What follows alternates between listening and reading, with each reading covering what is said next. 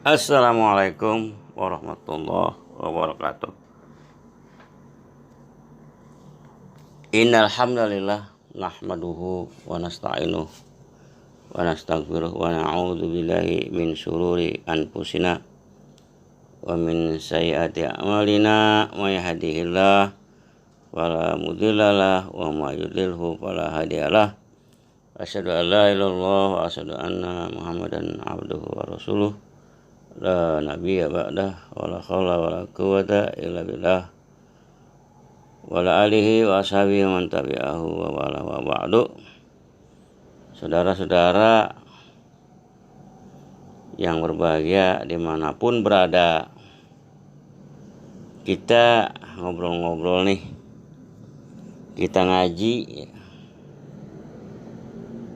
kita tahu, pernah kita baca buku agama atau mendengar ceramah atau di dalam pengajian dikatakan bahwa menuntut ilmu, belajar ilmu agama tentunya ya, khususnya juga ilmu agama, bisa juga ilmu yang lain.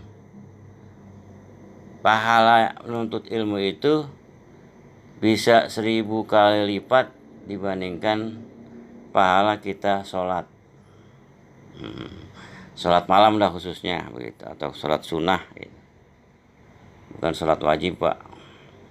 Sholat sunnah bisa 1000 kali lipat daripada pahala sholat sunnah, ya termasuk sholat sunnah tahajud atau sholat sunnah malam, sholat malam, atau sholat sunnah duha, atau sholat sunnah rawatib, atau di fikih sholat itu disebut sholat sunnah itu termasuk sholat tasbih, sholat taubat, sholat tilawah, ya termasuk sujud sawi dan lain sebagainya. Bahwa menurut ilmu atau belajar ilmu, membaca tentang ilmu pengetahuan khususnya agama, juga ilmu umum, itu pahalanya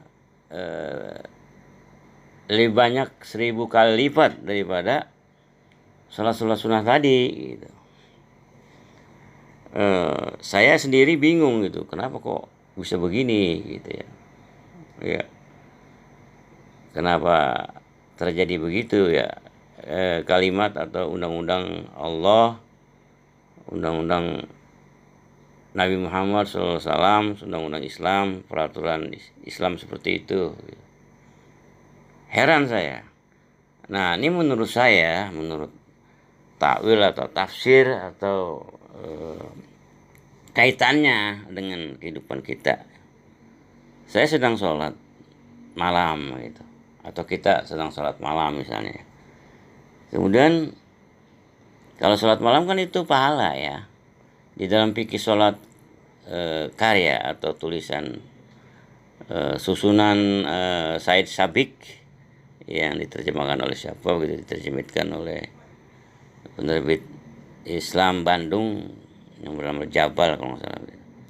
Itu kalau kita lihat secara pribadi saya ya, itu kan fikih ya. Fikih itu kan artinya ilmu atau hukum ya. Di sini hukum agama tentunya ya. Jadi fikih itu fikih sholat di situ. Itu hukum, peraturan,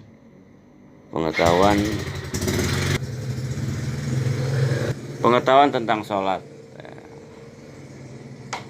Itu babnya bab pahala semuanya gitu ya. Kecuali sholat wajib, itu kalau kita tidak kerjakan itu dosa. Tapi kalau sholat sunnah yang tadi saya sebutkan tadi itu masih banyak lagi sholat sunnah yang lain seperti sholat sunnah istisqa, sholat sunnah gerhana bulan dan matahari, dan sholat sunnah lain. Kalau nggak dikerjakan itu nggak berdosa. Tapi kalau sholat wajib, sholat 5 kali sehari semalam itu kalau ditinggalkan itu berdosa. Jadi umumnya fikih sholat ini mengajarkan atau berisi ilmu tentang pahala melaksanakan sholat. Jadi ini fikih pahala ya. fikih surga kan gitu ya, bla bla bla bla bla. Kalau karena kita berilmu, menuntut ilmu, mencari ilmu, mengetahui tentang ilmu.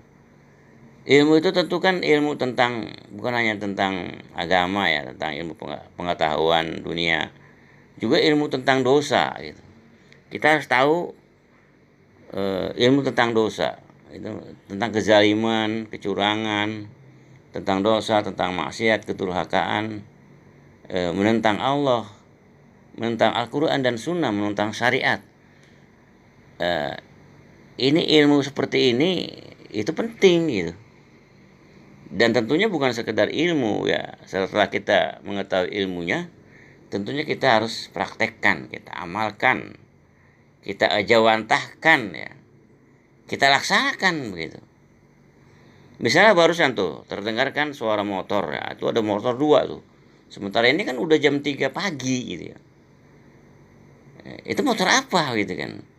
Atau tadi jam 12 malam, tengah malam tadi itu setelah saya beli lauk untuk keperluan sahur nanti kan besok atau hari ini hari Senin, biasanya orang itu puasa sunnah Senin ya. Nanti ada fikih puasa ya, atau risalah puasa ya, termasuk sholat puasa Senin Kemis gitu ya. Nanti perlu ada bukunya, kita beli lagi nanti. Kalau menurut saya yang lebih kuat adalah bukan puasa Senin Kemis ya. Alasan puasa Senin itu kan karena kelahiran Nabi Muhammad SAW. Teman meninggalnya Kamis begitu, atau Kamis bla bla bla bla begitu. Nah, itu perlu kita nanti kita cari fikih tentang saum, terutama saum atau puasa sunnahnya ya. Saudara-saudara sekalian, ceritakan tentang puasa tadi. Sebenarnya masalah motor, ada dua motor. Yang tadi motor ada dua kendaraan laki-laki diantar sama perempuannya begitu. Itu jam 12 malam Pak. Sedangkan motor ini parkir di depan rumah saya ini sejak maghrib gitu. Maghrib udah ada begitu. Berarti berapa jam tuh? Sekitar 6 jam ya, dari jam 6 pagi sore maghrib sampai jam 12, berarti 6 jam tuh. Nah ini tamu yang dua laki-laki ini di losmen ini ngapain kan begitu ya, titik gitu ya. Kemudian sekarang jam 3 motor juga tentunya pengendaranya kan laki-laki gitu. Barangkali dua orang laki-laki dua motor gitu, ngapain juga dia gitu ya. Barangkali ada yang dari sore atau bla bla bla gitu. Losmen ini kan seperti hotel ya, apartemen juga ya. Nah ini kan ilmu pengetahuan, ilmu tentang dosa. Karena mereka berbuat maksiat, katakanlah mereka itu bertransaksi prostitusi di losmen ini, berarti kan ilmu tentang maksiatan gitu. Kita harus tahu, dan itu harus kita amalkan gitu kan. Nahyu munkar di sini ada. Bukan, kalau sholat tadi itu kan amar ma'ruf ya, kalau kita lakukan itu berbuat sholat itu dapat pahala yang gitu. Tapi itu seolah-olah tidak ada resikonya kan gitu, dan sangat pribadi sifatnya ya, seolah-olah begitu. Walaupun ada jamaah juga, sholat jamaah ada sholat sunnah terawih berjamaah, sholat aidain itu berjamaah, istisqo sederhana juga berjamaah ya. Sholat sunnah yang lain juga bisa juga berjamaah, seperti sholat malam bisa berjamaah ya, kecuali sholat qobliyah ya, ba'diyah sholat itu tidak berjamaah bla bla bla. Ini babnya bukan masalah fikih atau risalah pahala yang bernama fikih sholat atau risalah sholat.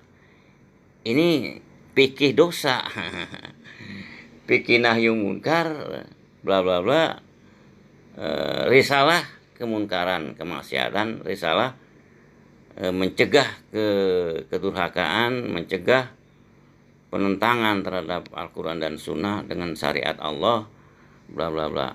Dan tentunya bukan dengan ilmu pengetahuan saja yang kita harus tahu, kita kuasai, tapi juga prakteknya ya, realisasinya gitu, jawantahnya belum sempurna kalau hanya sekedar ilmu. tapi harus diamalkan. Amalannya itu adalah nahi munkar, mencegah gitu. Kemunkaran-kemunkaran yang ada di hadapan kita, di sekeliling kita.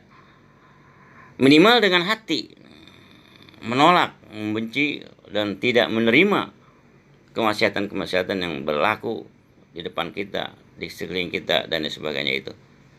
Walaupun itu masih standar ya. Tapi kalau bisa itu kan dengan perkataan ya.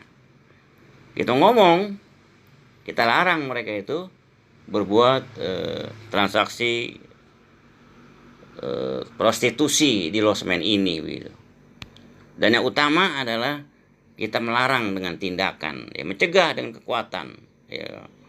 Misalnya kalau zaman dulu kan ada FPI itu, Front Pembela Islam ini yang selalu bernahi munkar. Jadi kalau ada kemaksiatan, ada warung minuman keras, pabrik minuman keras, ya, ekspor impor minuman keras, ya, ada orang minuman keras itu dilarang oleh FPI gitu. Begitu juga transaksi pelacuran, transaksi prostitusi yang berada di rumah-rumah kontrakan, ya, di apartemen, di hotel, termasuk di losmen ini. Ketika digeledah oleh 6 orang FPI saja, mereka udah bubar, Pak. Ya. Tapi karena FPI-nya udah ditutup oleh pemerintah yang sekuler, sehingga ya FPI ya tidak bergigi lagi, udah nggak ada lagi. Ada juga Front Persaudaraan Islam, tapi tidak setajam di dalam bernahi munkarnya yang dilakukan oleh FPI, Front Pembela Islam. Jadi kalau nanti insya Allah pemerintahan itu dipimpin oleh Anies Baswedan, insya Allah FPI yang sesungguhnya itu bisa timbul lagi, sehingga losmen yang ada transaksi prostitusi seperti ini akan kita gerakan untuk kita tutup gitu. Sebab bahayanya kalau prostitusi yang ada di losmen ini dibiarkan terus, itu ada ancaman dari Allah Subhanahu wa taala kita. Kita bisa di bencana, kena bencana ya, dan tidak berkah gitu kan. Prostitusi itu kan 40 rumah ke depan, ke samping, kiri, kanan, ke belakang. Itu akibatnya nanti bukan orang yang berdosa aja yang mengadakan transaksi prostitusi aja yang mendapat dosa, mendapat neraka. Kita pun orang yang tidak berbuat dosa akan menerima bencananya, Pak. Tuh, dengar lagi dalam motor ketiga tuh. Untuk jam 3-nya udah ada motor ketiga. Ngapain coba di situ coba? Apa RT tidak tahu? Apa warga tidak tahu? Apa ketua RW nggak tahu? Tahu, Pak. Inilah akibat negara kita negara sekuler seperti ini, Pak. Mengapa tadi saya bilang di dalam belajar ilmu pengetahuan itu pahalanya bisa 1000 kali lipat dibandingkan sholat sunnah malam yang 11 rakaat itu misalnya. Jadi itu tidak ada risikonya kita sholat 11 rakaat setiap malam. Itu nggak ada risiko, Pak. Tapi kalau menghadapi prostitusi seperti ini, seperti di losmen begitu, Pak, itu kan berisiko, Pak. Bisa dipenjara kita, dituduh macam-macam, kita dibilang anarkis ya, bla bla bla, akhirnya di BAP kita, di polsek gitu. Maksud saya kita memang harus bisa menulis gitu risalah dosa ya, risalah kedurhakaan, risalah maksiat ya, atau fikih maksiat ya, fikih melawan syariat gitu. Itu ada risalahnya lagi, ada bukunya lagi gitu, ada fikihnya tersendiri gitu. Bukan hanya fikih sholat atau risalah sholat, fikih saum atau risalah saum atau risalah puasa, risalah haji, fikih haji ya, fikih zakat dan sebagainya. Bukan hanya itu gitu. Ada fikih kedurhakaan ya, fikih maksiat, fikih melawan syariat, melawan Allah, menentang Allah Subhanahu wa taala dan Rasulnya, bla bla bla. Ini harus ada bukunya juga begitu. Dan juga ada gerakan ya. Walaupun ini misalnya